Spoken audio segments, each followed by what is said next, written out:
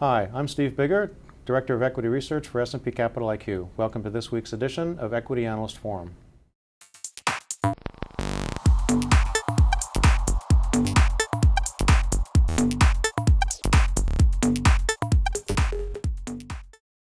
With me today on Equity Analyst Forum is bank equity analyst Eric Oja. Eric, welcome to the program. Thank you. So this week's focus stock of the week is JP Chase, one of the largest banks in the U.S., of course. Can you tell us a bit about their prospects? Sure. We're very positive on what 2014 will bring in terms of capital markets. JP Chase is the best and largest investment bank in the world, and we think that they're very well poised as Europe recovers, and Europe certainly is in a recovery mode right now. And we also think they'll steal market share from continental European banks simply because of the regulatory overreach on those banks, and we think that a lot of business will be coming towards New York-based JP Chase. Another positive catalyst for these shares, we think, is the annual CCAR stress test process. In every March, each bank gets back from the Federal Reserve and the Treasury Department their stress test results, which indicate how the bank's capital and loan portfolios would fare under an adverse hypothetical environment. Currently, JP Chase estimates that their Basel III Tier 1 common ratio is 9.3%, which is above what would be required right now.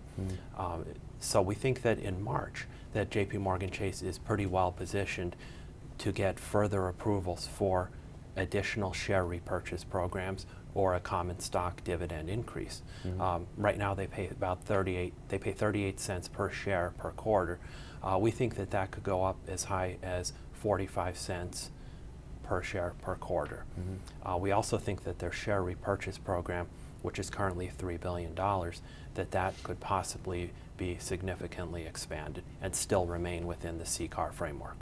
So they've been in the news quite a bit lately with some legal issues and settlements. Do you think that has mostly run its course?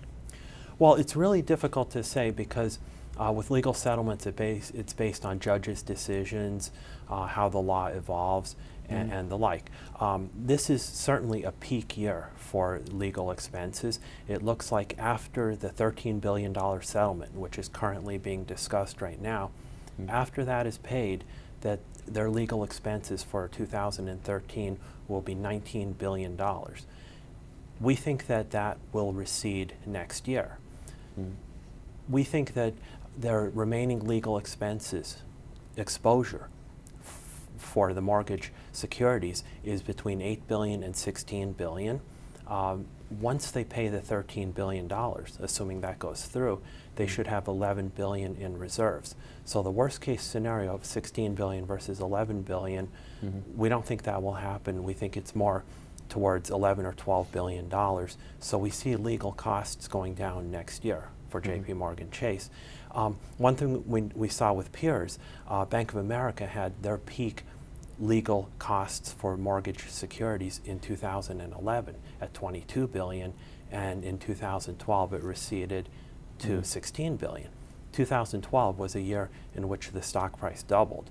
We don't expect JP Morgan's stock price to double, but it's a good benchmark to look at, that the minute the legal costs start to go down is when the share price could see some good appreciation. So let's talk about valuation then. How are you valuing this company? What's your target price and how much upside do you see? We have a $61 target price, and that's based on a pretty conservative 10.5 times PE.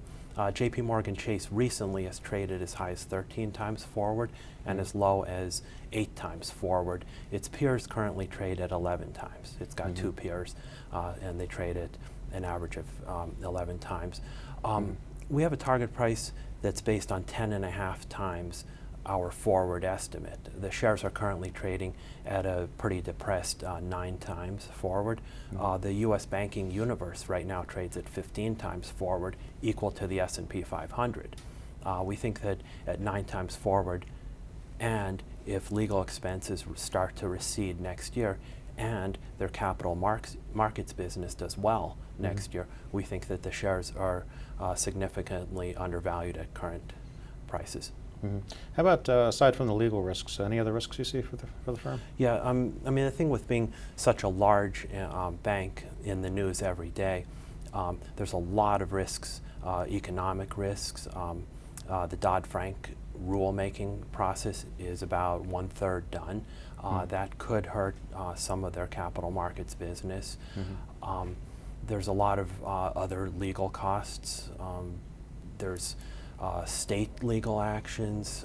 There's economic possibilities of economic downturns. So the list of risks is pretty high, especially for the largest U.S. banks. Great. Thanks, Eric. Thanks. And that's been this week's edition of Equity Analyst Forum. We'll see you again next week.